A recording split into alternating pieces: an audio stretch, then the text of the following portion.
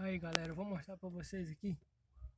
Vamos trocar o atuador do Ford Ka 2016. Ele é essa peça bem aqui, ó. Vou tentar botar a mão aqui pra vocês verem, ó. Ele é essa peça bem aqui, ó. Eu já tirei os parafusos, tirei um parafuso daqui, ó. Tirei um parafuso daqui e outro lá mais em cima que não dá pra ver. Agora falta tirar um mais em cima. Quando eu conseguir tirar ele, eu volto a gravar de novo, ok? A peça é essa aqui, ó, que faz esse barulho muito chato aí no carro de vocês. Valeu? Daqui a pouco eu volto a gravar de novo. Agora eu consegui tirar o outro, ó.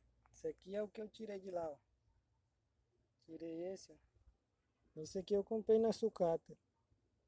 Mesmo. Vou mostrar pra vocês lá o local. Tá lá, ó. Só o lugar. E agora eu vou parar o vídeo para poder montar de novo. Peça no lugar. Vou mostrar aqui para vocês a pecinha no lugar. Essa carcaça aqui vocês sabem, né? Tirar só ela só encaixada. Agora vamos lá para peça. Ó, pecinha lá no lugar. A minha, como eu falei, né, da sucata eu comprei. A sucata que é mais barata. Aqui na minha cidade é R$ 320 uma dessa não autorizada. Mas aqui eu comprei ainda de R$ 50 na sucata. E agora eu vou, se eu consigo abrir a chave para mostrar para vocês aqui.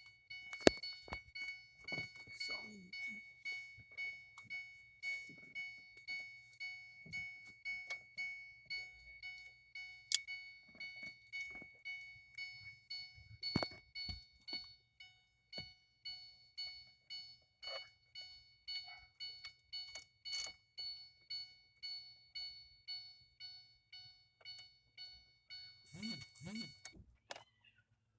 Oi.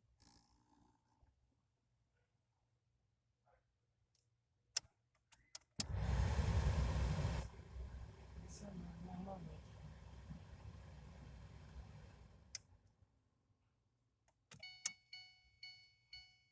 Pois é, galera, é isso aí.